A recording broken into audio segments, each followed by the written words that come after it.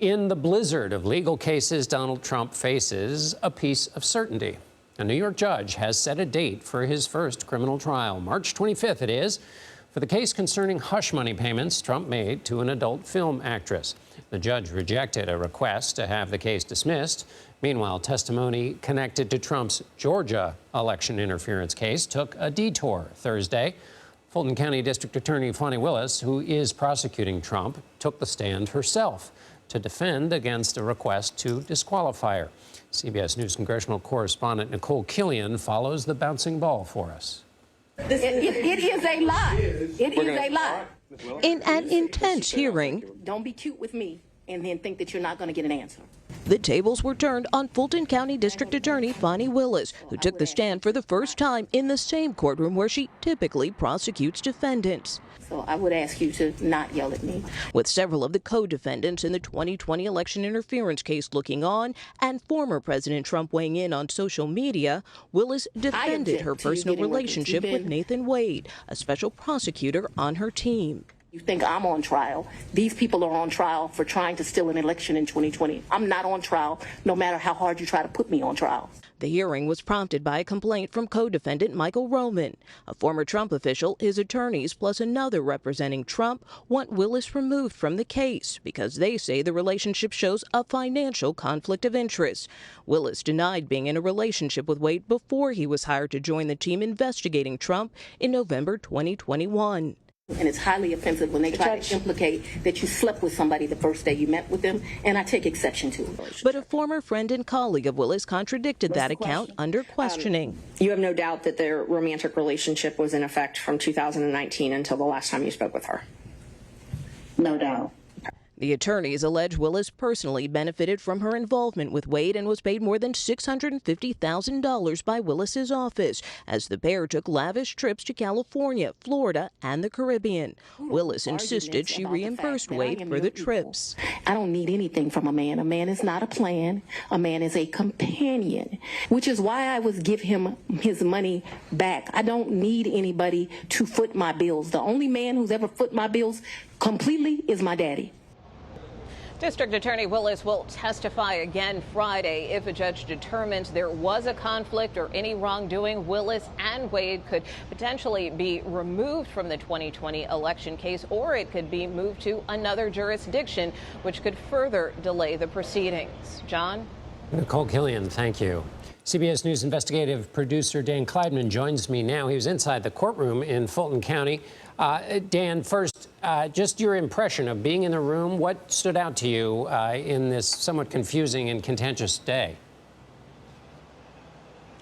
Well, John, what stood out to me was how extraordinary it was to be in a courtroom about a case involving really weighty and important issues like, voting, the future of democracy, efforts to subvert an election, and really all that was being talked about was illicit relationships, receipts, money. So there was quite a disconnect there between those two things. Give me your sense, Dan, of how much of the questioning was an effort to raise suspicions about Fani Willis, and how much was directed at this very specific question of whether money was inappropriately used. One would be to undermine her credibility. The other would be to go at what would potentially be quite an ethical lapse on her part. Yeah, look, I think it was all of that. I think what lawyers do in cases like this is they throw everything against the wall to see what sticks, and they are trying to both undermine Fani Willis's credibility, but they're also trying to get her knocked off the case, knowing that if they do so, that means the whole team is knocked off the case, and in fact, the office itself is disqualified. That effectively means that this case is delayed for interminably and maybe never goes to trial. So,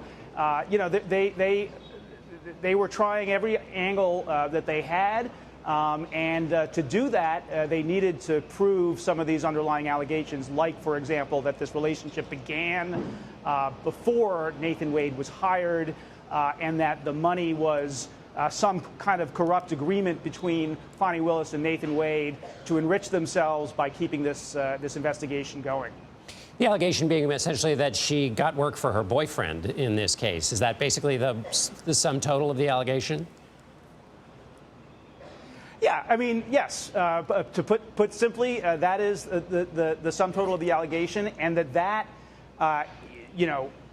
doing that biased the investigation in ways that may have harmed the rights or the due process rights of the defendants. They have not put on any evidence, by the way, that the defendants' rights have been violated by all of this, and nor have they put on any evidence yet that there has been an actual conflict of interest, that Fani Willis had some financial interest in the outcome of this case, and therefore she should be disqualified. That may come in the arguments. It'll come later. But, John, I do want to say one thing about Fani Willis, which is that she was hell-bent on testifying today.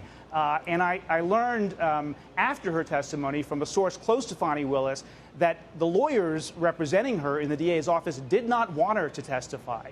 Their view was, let's not put her up there where she could be a hostile witness and questioned very aggressively by Trump's lawyers, the other lawyers.